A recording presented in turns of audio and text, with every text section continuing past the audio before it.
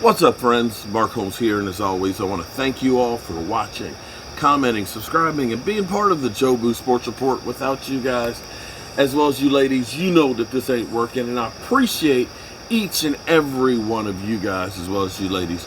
You know, about 3 years ago, I built this fire pit. I built this fire pit because I wanted to be able to do roundtables out here with my friends, that we get YouTubers out here and we'd be smoking cigars and we'd be talking about the Dallas Cowboys. And that dream kind of exploded a little bit differently. We never really did get around to just kind of sitting around after the games and smoking cigars and stuff. We really turned it into game day live streams, and we've had fun so far.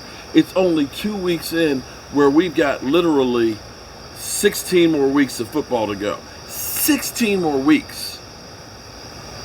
It's crazy in my mind because you got to understand, when I was a teenager, it was only 14-game season and there weren't bye weeks. That's a whole nother month of football that we have right now. So this is great. It's a long season. There's a lot of hitting that's going on. There's a lot of playing. These guys are bigger, they're faster, they're stronger. They wear less pads. Back in the day, this is what's crazy. Okay, I'm old. Now, I didn't wear leather helmets. I did not wear leather helmets, okay? And yes, I did wear helmets. I'm not quite that old. But when I played football, you couldn't use your open palms of your hand as an offensive lineman. See, I was an offensive guard in high school. You had to use your fist. Like this. This was a penalty. This was a penalty. And because of this, you had to basically block with your forearms and your hands. We used to have elbow pads, forearm pads, and then we had like gloves that were almost like boxing gloves. Seriously. Like Tyron Smith used to wear like the neck pad. We called them the Peter. Okay, it was like a Peter pad that would go around your neck and stuff, right? So you have all of that and stuff in there. And then we would wear like lacrosse shoulder pads underneath our shoulder pads, because we were at war. I mean, you had all this gear on. We had the hip pads and the hip pads that used to hang out your pants. They used to come up your side here and stuff. You had your butt pad. You had your big old, Earl Campbell size thigh pads. Earl Campbell's. I mean, if you look at the seriously, they're like this. And the knee pads actually covered your knees. So we had all these pads that when we were hitting each other to help absorb the blow. Now you look at guys, they ain't wearing thigh pads and knee pads and stuff. The hip pads ain't coming out the pants. And they're playing faster because, back in the day, 4.6 was fast. Now you got guys that are linemen that are running like 4.6 and 4.7s. It's a different ball of wax. It's a long season.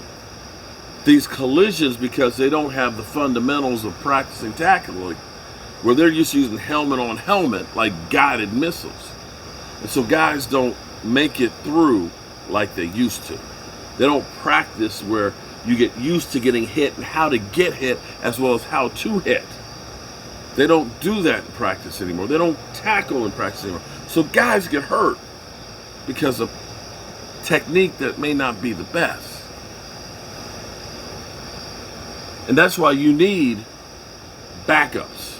And back in the day, for free agency and a salary cap, you could have a whole nother team that's ready to go. Just plug in another guy when that guy goes down. But you can't do that now. It's a luxury to have backups that are as good as your starters. I say all this because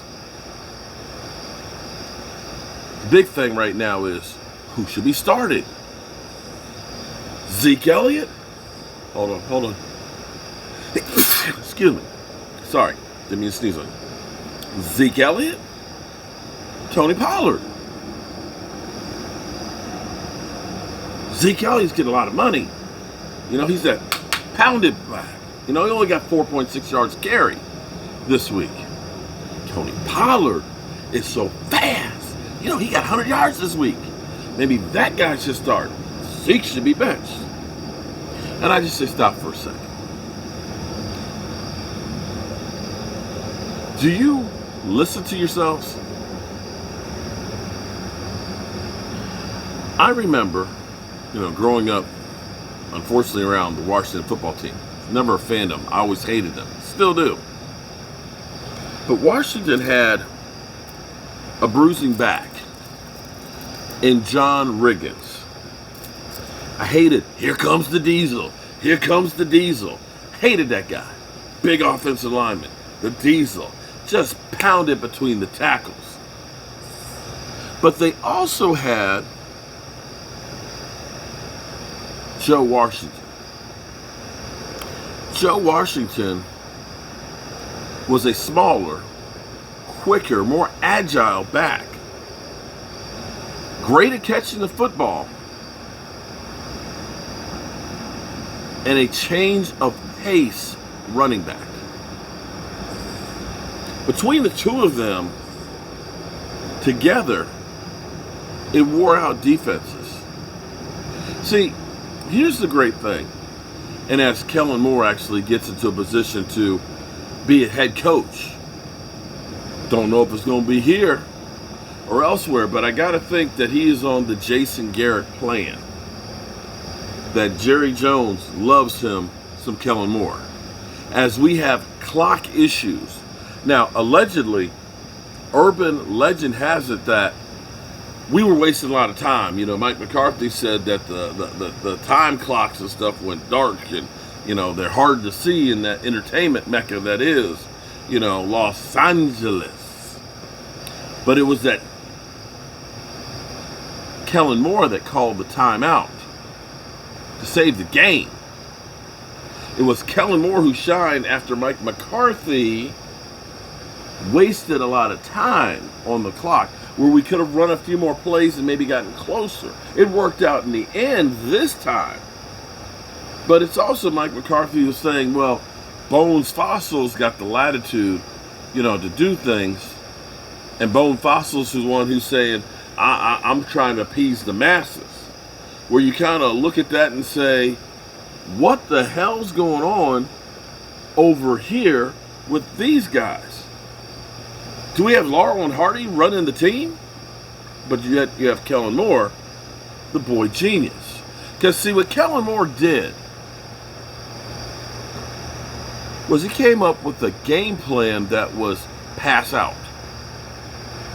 Literally looked at the Tampa Bay Buccaneers and said, running against Tampa Bay is running into a brick wall.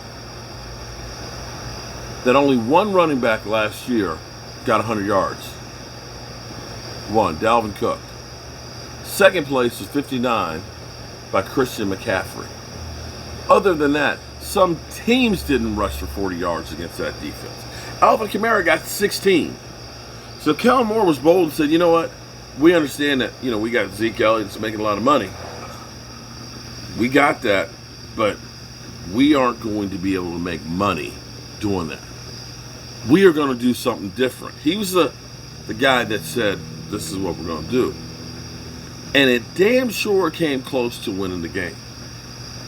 Had we gotten offensive pass interference like we should have, Tampa Bay doesn't get that game-winning field goal. If we had gotten the taunting penalty, because you've seen how egregious the taunting penalties are, Levante David slamming his helmet on the field and walking around without his helmet on, that certainly should have been one. But, we're the Cowboys. We don't get that kind of break. We just don't. We just don't. Back to Zeke and Tony Pollard. Because what Kellen Moore did was, against San Diego, he ended up saying, now we're going to hit him with the run game. We're going to show them how good we can run. And ran the hell out of it. Tony Pollard, of course, because, here's the thing, because Tony Pollard is not that every down back that's going to be pounding the rock. Because, see, what you're going to understand is this. Because you're not running every single down, you're not tired, you're fresh. And because you're a change of pace, You get that defense crowd in the middle of the field because you got Zeke Elliott in there, 8 men in the box. Zeke pounds into there, softens them up. It's kind of like in World War II when they'd have the battleships go through and launch those 16-inch guns. All right? Soften up the enemy. Pound on them. That's Zeke Elliott. Then you go in with your lighter artillery that's quicker, fast moving, cleans things up. And see, this whole thing, I don't care if it's Tony Pollard that starts or Zeke Elliott. The thing is, it's the combination. And see, this is the philosophy of the Cowboys this year, where we're going to wear you down. It's a long season. You need both of these guys. People are saying, oh, trade Zeke. We'll just run. You watch. If you were to do that, you'll see Tony Pollard's numbers not like they are now. They'll go off a cliff. He'll come back down to being an average back. But it's the combination, because as a defensive lineman, when you're in there pounding and you got this back that's coming in here that's just pounding on you and stuff, crowd in the middle, when you then have to turn and start chasing somebody down the field, your body just isn't there. You don't have the speed and the strength. You're worn out. You're cramping up. This is the genius of the Dallas Cowboys offense as well as their defense. Bro, whatever you do poorly, we can do well. Some games, we're going to throw for 450 yards. We're going to use our wide receivers and just pass the hell out of you. Other games, we're going to run against you. And this goes back to my whole thing about 12 personnel. Basically, you as defensive coordinators, pick your poison. Pick which way you want to die today. Is it going to be the run or the pass? If you have an offense that is dynamic, that can look at the defense and say, because here's the other part of it. The Cowboys are also one of the fastest teams at snapping the ball. They're not going to give you much time to think about it. We're going to go ahead, we're going to line up, we're going to see what you do, and we're going to play where you're not. Why the frick is it every night when I do a damn video, there's a goddamn helicopter that flies over? The fuck is this? Shit happened last night. Damn. I mean, you get photobombed by people, but get photobombed by a damn helicopter? The fuck? I got to get up early in the morning. I'm gonna be on the road tomorrow, so I'm trying to give it to you all right now to make up for lost time. But anyway, what you do, we're gonna be where you're not. If you want to try and stop Zeke and Tony, you want to crowd the middle, we'll bootleg outside, run pass options. You want to stop the middle, we'll go deep with Amari, CD. You want to try and double Amari, CD, we'll run the football. And see, this is where you look at this and say, wow. Back to this other part here with Kellen Moore. The crazy thing about football is, no matter what, the game keeps going. It doesn't matter who you are. It doesn't matter what you've done. Tom Landry was an absolutely positive genius. He was an innovator. He came up with using the shotgun, the shift, the flex defense, using a computer for analytics. He got a analytics guy from India who knew nothing about football just to crunch numbers so they could figure out whether a guy was going to work.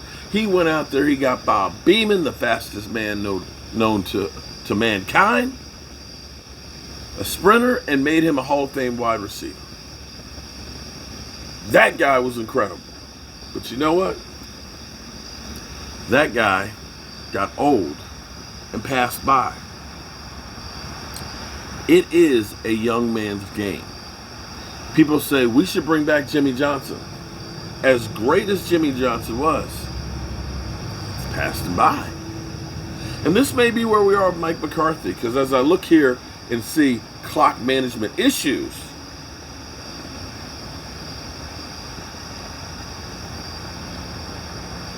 you wonder, is it time for him to move on for the next generation of the Kellen Moores? Make no mistake about it. Some teams are going to look at Kellen Moore because it's the young guys. It's the Kyle Shanahans of the world that are now ruling the NFL. It's these young whiz kids. There's a few of the old guys, like Pete Carroll, who just turned 70. But you see, the young coach, everybody's trying to get one. So the question will be is, at the end of this year, when the Cowboys are staring down with keeping Kellen Moore or Mike McCarthy, they're going to have a big decision that they're going to have to make. So, it's the end of Taco Tuesday, and I had some tacos. Thank God I finally had some tacos. Tomorrow's hump day. Got to go down the country and do some work, so I'll be back kind of late. I'll get together with Stuart and brother Roz because we'll need to do our pick segment for this week coming up. See how bad things look for my picks last week. I still knew, Roz, damn it, I was going to take Buffalo. But your ass convinced me otherwise. I knew it. I got to go with my own gut. Stop listening to others. But we got to do our fantasy updates on that as well as our pick segment. And then come Thursday, man, it's football again. Time is just flying by, y'all. But let me say, I appreciate you spending some of your time with me. And I pray that I'll be here tomorrow to spend some more time with you. Thank you, as always, for being part of the Joe Boo Sports Report. And I'll see you soon.